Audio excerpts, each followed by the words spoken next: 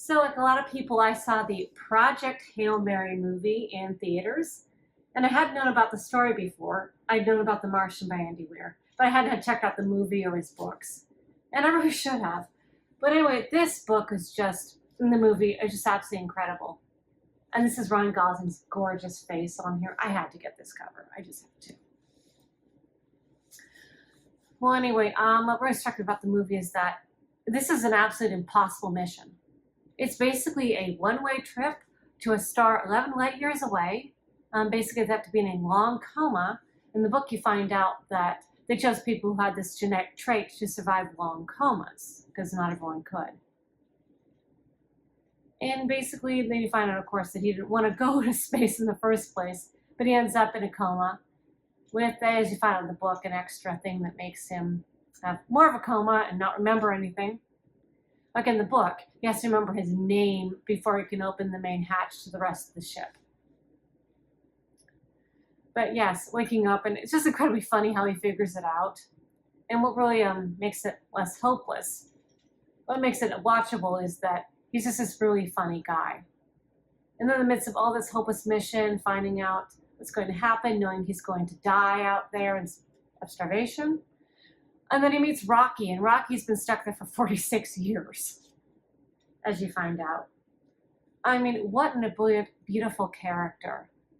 He's expressive, he doesn't even have a face. And he is funny, he is so kind, and just incredibly smart. And the bromance is just beautiful between these guys. Oh my goodness.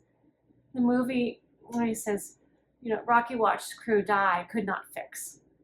Grace will die, Rocky can fix. Because he gives us the astrophage so he can get home. And then when he realizes that the amoeba's eating the astrophage, has escaped the containers, is eating the astrophage, and that Rocky is going to run out of fuel and die out there, and he sacrifices everything. He sacrifices his trip home and his survival for his best friend. What a beautiful story. Oh my goodness, it's so gorgeous. And then he ends up with a pretty happy ending where he ends up teaching the little Iridians. He has his own beach set. I'd love to have my own beach simulator. Don't think I would want to be on a planet where the atmosphere is so thick and so much pressure that it's dark and it's really heavy. But this is me doing book reviews when I should be going to bed. But anyway, yeah, this is so beautiful. You gotta watch this movie. You've got to read this book. I mean, yeah, it's one of my favorite films. I think it's one of the best films of 2026. I hope it wins all the Oscars. I really do. What they have created is just beauty. I mean, Ryan Gosling nominated that guy. Sandra Hüller as Dr. Eva Stratt. I'm cosplaying that woman next convention I go to. I mean, get that woman an Oscar nomination. James Ortiz as Rocky. Get that man a nomination too. And also, what a win for us who aren't A-listers. James Ortiz didn't even expect to be the voice actor. But he is. And he's so good. Oh my goodness, I love Rocky. I just want to hug him. That is my phone wallpaper for a long time to come. Yeah, basically. Beautiful soundtrack, beautiful film, beautiful message of just being brave in the face of the most impossible things you can face.